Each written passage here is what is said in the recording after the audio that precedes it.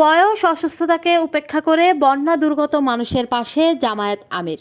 বয়স ও শারীরিক অসুস্থতাকে উপেক্ষা করে বন্যা দুর্গত মানুষের খোঁজ খবর নিতে চট্টগ্রামের বাঁশখালী উপজেলার গুনাগড়ি ইউনিয়নের বন্যা কবলিত এলাকা পরিদর্শন করেছেন বাংলাদেশ জামায়াতে ইসলামীর আমির ডক্টর শফিকুর রহমান।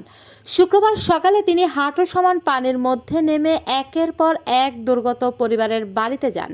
এ সময় তিনি ক্ষতিগ্রস্ত মানুষের সঙ্গে কথা বলেন, তাদের দুর্ভোগ, খাদ্য সংকট ও ক্ষয়ক্ষতির বিবরণ শোনেন এবং সার্বিক পরিস্থিতি সরজমিনে পর্যবেক্ষণ করেন। পরিদর্শনকালে ডক্টর শফিকুর রহমান বন্যায় ক্ষতিগ্রস্ত পরিবারগুলোর হাতে ত্রাণ সামগ্রী ও নগদ আর্থিক সহায়তা তুলে দেন। তিনি দুর্গতদের সান্ত্বনা দিয়ে বলেন, দুর্যোগের সময় সব ভেদাভেদ ভুলে মানুষের পাশে দাঁড়ানোর সবার নৈতিক দায়িত্ব।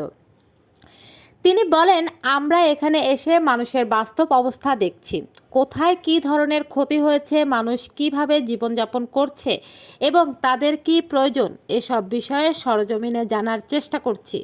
দল হিসেবে আমরা মানুষের জন্য কি করতে পারি এবং সরকারের কাছে কি ধরনের দাবি জানানো উচিত সেটিও নির্ধারণ করছি। সরকারের প্রতি আহ্বান জানিয়ে জামায়াত আমির বলেন, বন্যা কবলিত এলাকাগুলোকে সর্বোচ্চ অগ্রাধিকার দিয়ে দ্রুত ত্রাণ ও পুনর্বাসন কার্যক্রম পরিচালনা করতে হবে।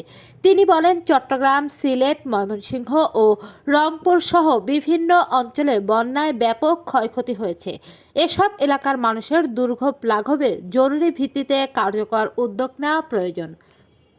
তিনি আরও বলেন, বাংলাদেশের মতো দুর্যোগপ্রবণ দেশে বন্যা একটি নিয়মিত বাস্তবতা। তাই সরকার, রাজনৈতিক দল, সামাজিক সংগঠন এবং সামর্থ্যবান সবাইকে সম্মিলিতভাবে দুর্গত মানুষের পাশে দাঁড়াতে হবে।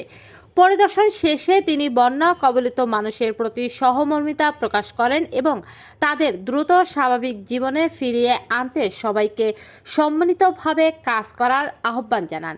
লিমা আক্তার, স্বাধীন নিউজ।